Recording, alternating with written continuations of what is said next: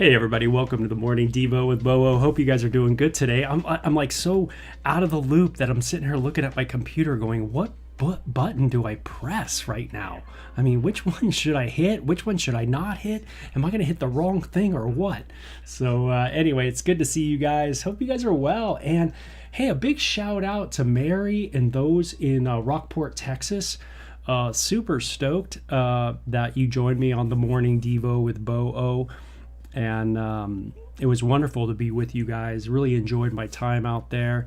It's great, man. What a cool fellowship out there. And really am always blessed and encouraged by being out there. So, hey, welcome to the Morning Devo with Bo. I do my devotions simply by going through the Bible. That's how I've always done them since I was 17 years old, 18, somewhere in there. Just going through the Bible, starting in Genesis, moving through it. A lot of people in the church have never actually read the Bible. I kind of found that out, midstream. Oh, by the way, let me turn this on. It's cool. Ooh, neat. But yeah, I learned that early on that a lot of people didn't read through the Bible. And I never really understood why, because a lot of my paradigm changed as I just simply read through the Bible. A lot of questions that people have in the world really are answered in the Bible, but they just don't take the time to go through it. And so it's kind of cool just to kind of do a devotion where we go through the Bible. I am at the end of the Old Testament, so I'm in Malachi chapter 2, and going to be finishing up the Old Testament really, really soon. So glad some of you guys have stayed with me the whole Old Testament, which is awesome. Looking forward to getting into one of the Gospels for sure. I think I might be just into the book of Matthew. So anyway, you can always check out my archives at my YouTube channel, Bo Willett. My name is right there on the screen, so you could put it in the search bar at YouTube, or you can just go to bowillett.com. It's just my kind of WordPress website, a catch-all for a lot of things that I've done over the years. And so anyway, let's get into it. Chapter 2 of Malachi, and this is a warning to the priests of Israel. Always remember, some of the harshest words to Israel are from the deity, right? They are from God. So it says, "Listen, you priest, this command is for you. Listen to me and make up your minds to honor my name." Man, this is a good thing for us this morning. Hey, make up your mind today to honor God. Oh man, that's so cool. If just, you take a day and you just go, hey, today's the day that I'm going to honor the Lord. And I'm going to make sure I do that every day. And so how can I honor God's name? Now, honoring a name is really cool. I mean, you could do a whole Bible study on really what it means to honor someone's name. But let me just give it to you in short form. To honor someone's name is to live a life in a way that honors the name, right? It's not so much simply doing everything like I'm talking about the human experience. It's not like doing everything your mom says. So your mom's 60 years old, you're 40 years old, and your mom says, hey, do this. It's not like honoring your mom is by doing everything she says, because she might say something that is really not that healthy. It's what it is. It's living your life in a way that honors the name of your parents. You know what I mean? Not disgracing them per se. That kind of idea. Honoring the name of, So it says, hey, make up your mind, to honor me, says the Lord. Now, obedience is a part of honoring. I get that. Well, you get that. We totally understand that. And when it comes to God, certainly to honor God is to listen to him, and to want to live your life in a way that reflects well on God. And obviously that means obedience to the Lord. So it says, listen to me and make up your minds to honor my name, says the Lord of heaven's armies, Yahweh, or I will bring a terrible curse against you. And this is the curse of Deuteronomy, meaning the curse of the law. You want to live, by a law, a religious law, you got to be perfect. If not, you're kind of cursed because you've already broken the law. So it says, I will curse even the blessings you receive. Indeed, I have already cursed them because you have not taken my warning to heart. I will punish your descendants and splatter your faces with the manure from your festival sacrifices, and I will throw you on a manure pile. Now, this is unbelievable. The reason why is because, growing up, I thought the Bible was like this kind of, this kind of fairy tale thing. I didn't know it was down to earth. I mean, this is down to earth, don't you think?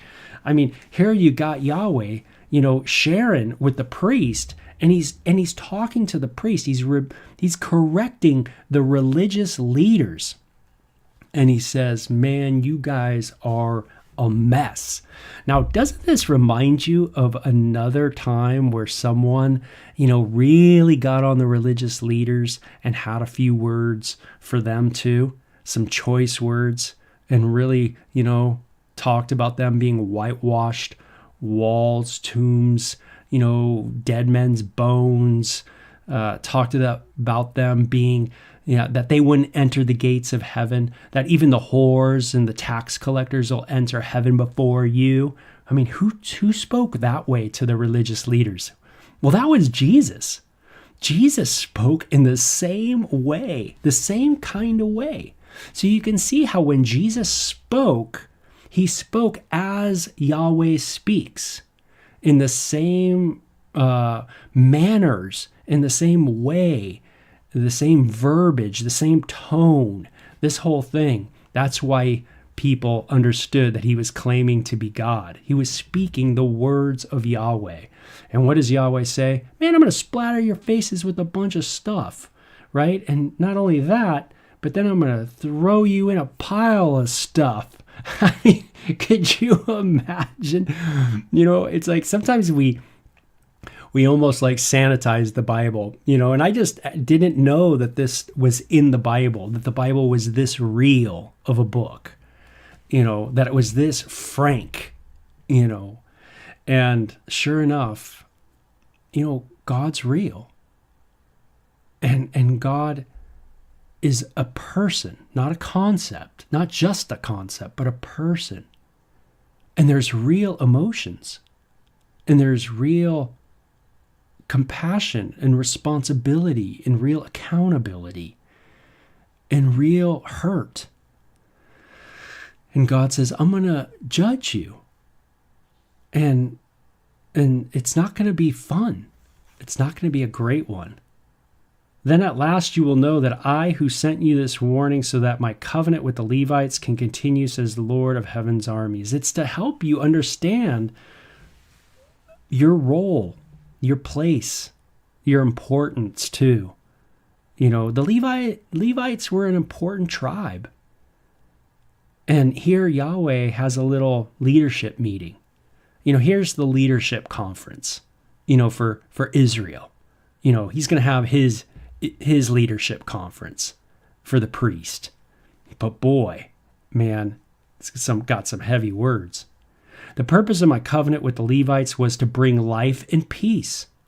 And this is what I gave them. This required reverence from them, and they greatly reverenced me and stood in awe of my name.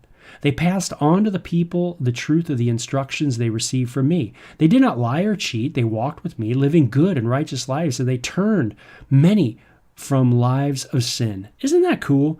I mean, you look at verse 5 and you look down to verse 6, and that's just like a cool thing to kind of try to go off of, right? Hey, do I bring life and peace? Is that what I bring to people? Life and peace. Jesus said, my peace I give to you. Do you see how he's equating again himself with God? Yahweh's peace. Jesus says, my peace. And this is what I gave them. He says, reverencing the name of God, being in awe of God, having a reverence for the Lord. It says that they listened to instruction from God. And then they did not lie. They did not cheat people. And they walked with me. And they turned many from their sins. Kind of like that. What is that? The last passage in the book of James in the New Testament, that half brother of Jesus that says, hey, that right person who moves someone away from their sin, who sees someone going in that path of destruction and turns them away. That person. Are you that person, that wants to turn many from their areas of sin? Where's your heart? Do you have compassion? Are you a compassionate person or not too much? It says the words of the priest's lips should preserve knowledge of God. Ooh, that's cool. Having to learn about God, growing in the knowledge of God. And people should go to him for instruction. For the priest is a messenger of the Lord of heaven's armies. He's a messenger. He's an ambassador. He's the one who's sharing the word. It says, but you priests have left God's path. Your instructions have caused many to stumble into sin. You have corrupted the covenant I made with the Levites, causing people to stumble. Again, a lot like Jesus' message to the Pharisees, right? You make someone, twice a child of hell. It's like by your proselytizing them, meaning you bring people into the temple, but you make them a child of the devil.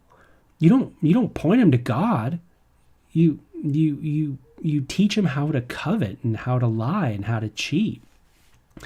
Boy, man, what a message to the pastors. Hey, pastor, do you teach people? Do I teach people how to lie and how to cheat and how to steal and how to manipulate and how to coerce and how to be envious and how to strive for ill gain? Big words, right? I mean, major instruction from the chief shepherd here. And it says, so I have made you despised and humiliated in the eyes of all the people. You have not obeyed me, but have shown favoritism in a way you carry out my instructions. Notice that the punishment is that you become despised and humiliated. How many of us grow up, making fun of Christian leaders and Christian pastors and those right-wing people and those people on TV that preach and that person who looks so weird, to us, they become despised, humiliated, a joke, right? A laughing stock, and that's how the priests were to become. Their office as Levites, as those that are supposed to be these messengers of Yahweh to the people. Instead, they were looked at as like, priests are corrupt. You don't want to go to the priest. It's almost like, the way a lot of us not only think of pastors and leaders in churches where we kind of are like, I don't know, man. But it's almost like, the political person, right? Where someone says they're in politics and you just immediately go, no. And I grew up that way too, where I was really skeptical of anybody in politics or any pastor or anybody like that, skeptical of that authority. Why? Because of corruption, right? It's like so many Levites have been corrupted that, you too. And you know what? I have to be honest, with myself, is that do I not think that corruption is going to get on me? Do I not think that the pride is going to hit me? Do I think that this is just for a people bygone, no, down the road? Or do I not realize that I too am a human, am a human being, just like those Pharisees were in Jesus' day, just like those Levites were in the book of Malachi in Malachi's day, that I am just as human as they are, with the same opportunity and ability to achieve great heights and to go down to the most base animalistic levels. I have the capacity to go high and to go low. And I too have the capacity to be corrupted.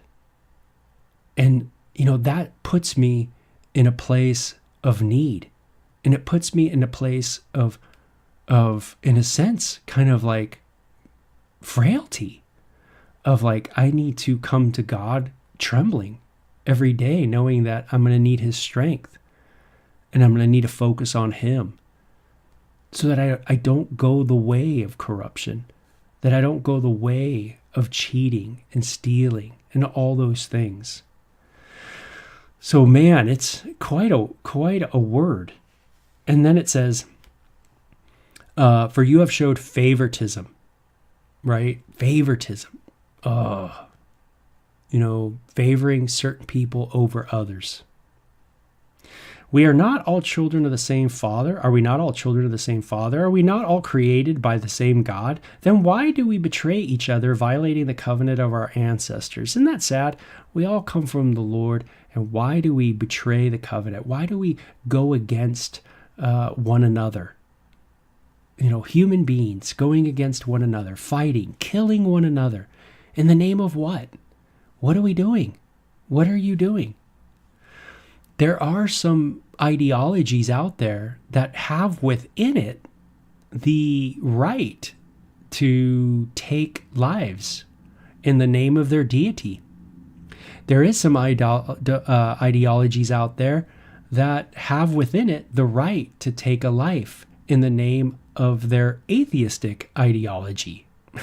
So whether it's a religious ideology or an atheistic one, you can design that ideology to have within it the right to take a life. And when that happens, there's going to be a certain group of people that'll have the power to take the life and to say what is right and what is wrong and who is to stay and who is to go. And when I look at human history and read it, I see that we, all human beings, have really messed up this. And it's led to so many people being killed. It's unbelievable. So it says, we're not able to treat each other good. Today, can I treat people good? Today, can I have compassion? Today, can I just look at people in a kind way? It says Judah has been unfaithful, and a detestable thing has been done in Israel and in Jerusalem. The men of Judah have defiled the Lord's beloved sanctuary by marrying women who worship idols. Now, this wasn't something odd. This is something that has happened in Israel's past, where they kind of go the way of idolatry. How? Through marriage. They marry someone who leads them astray. May the Lord cut off from the nation of Israel every last man who has done this and yet brings an offering to the Lord of heaven's armies. Here is another thing you do. You cover the Lord's altar with tears, weeping and groaning because he pays no attention to your offerings and doesn't accept them with pleasure. You cry out, why doesn't the Lord accept my worship? I tell you why, because the Lord witnesses the vows you and your wife made when you were young. But you have been unfaithful to her, though she remained your faithful partner, the wife of your marriage. Now, God gets specific. He says, okay, you want to talk about why I'm upset at you guys? Let's get into the nitty-gritty. Let's go into your relationships. Hey, if you ever think that you got it all together, just start looking at your most intimate relationships, the closest relationships. And really, when you start looking at those, then you start going, man, you might start seeing a little bit of chinks in your armor. Because people that know you best and know you most and know you when you are in the most vulnerable of situations, let's say it that way, they know you. And they know intimately about you. You're the good, the bad, the not so good. And God has already said to Israel, hey, I know you intimately. I know you. That's in the book of Amos. And here in the book of Malachi, you see this, hey, look at what you're doing in your relationships. Do you think that's good? Do you think I don't see that? The way you treat your wife? The way you treat your husband? The way you guys deal with one another? Man. And isn't that cool how God, man, he knows us so thoroughly. We can't just, think that, I treat my wife bad and, God's okay with that. No. I mean, there is a New Testament passage that talks about our prayers being hindered in the book of Peter. by not treating our spouse well. First Peter, chapter 3. Yeah, so that's an interesting passage. But it says, didn't the Lord make you one with your wife? The two shall become one flesh. In body and spirit, you are his. And what does he want? Godly children from your union. What are the reasons for marriage? One of the reasons of marriage is godly offspring. So true, right? When I look at, I'm from a broken family. I got 3 dads. And, when I think of my biological mom and dad, I don't think they knew the book of Malachi at all. And I don't think they read it and went like, oh man, we're going to have, the whole point of having children is to have godly offspring. That's what we want to do. We want to raise children in the, fear and admonition of the Lord, meaning a reverence for God, an understanding of God, to help them grow in their walk with God. A loving, compassionate relationship like that. I don't think my parents really thought much about that at all. And of course, lo and behold, everything goes south, right? In my family, everything goes crazy. And of course, us kids go a little crazy, especially me. You get a little squirrely. And how many kids in this world are born with parents, from a male and a female, who their mind isn't on godly children at all. Think about that. How many people in India, the country India, are born? And do you think that couple is thinking about having godly children? Those people in China, those people in the United States, those people in South America. How many people really think about having godly children when they think about intimacy? Man, it's kind of weird, right? Maybe we got it all wrong. Maybe intimacy isn't supposed to be so much just about us. But maybe, just maybe, we are supposed to project on future progeny. Meaning maybe it's supposed to be about more of the collective. Am I contributing good? Am I blessing the collective, the society, by what I am doing now, by my intimacy now? Or have we been raised in a culture that is just a lust culture? It is simply narcissistic intimacy. It's all about us. There is no looking to the future. There is no thought of godly children. Wow, very interesting, right? How we see that narcissism really does plague us as human beings. Now God says, so guard your heart and remain loyal to the wife of your youth, for I hate divorce. Man, he hates seeing that separation, says the Lord of God of Israel. To divorce your wife is to overwhelm her with cruelty, says the Lord of heaven's army. So guard your heart. Do not be unfaithful. Man, what a lesson to the priest. Yo, be faithful, man. Be faithful. And what a word today. Don't be cruel. Don't act cruelly. Do you hit your spouse? Do you speak in ways of like cussing your spouse out? Man, that's crazy. I grew up in a house like that, where I heard cuss words and I see people get hit. And man, that bothers me, And a lot of people have gone through a divorce, and that ripping and that's what it feels like, is a tearing. It feels like a violent act. And God says, I know how you're treating one another. So you have wearied the Lord with your words. You say a lot of cool stuff, but man, it's your life does not reflect it at all. How have you wearied him, you ask? You have wearied him by saying that all who do evil are good in the Lord's sight, and he is pleased with them. You have wearied him by asking, where is the God of justice? So all along, you just complain.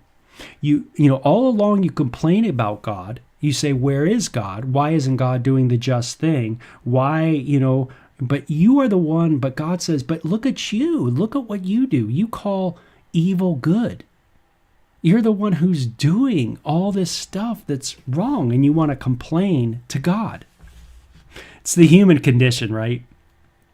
Where I think today, you learn something in recovery, and that is, we love to blame. Addicts love to blame. It's always the other people's fault.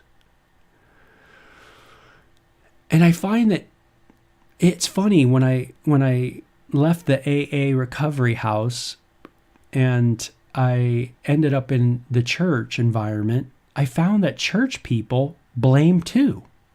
Even though they're not, into drugs or maybe not alcoholics or that kind of thing, I find that they have the same behavior flaw, that they tend to blame everybody as well. And whenever you blame, you just have to remember that maybe, just maybe, there's something that if God were to talk to you, there would be a little leadership training going on, right? So, hey, you want to go to a leadership meeting? You want to go with God to his leadership meeting?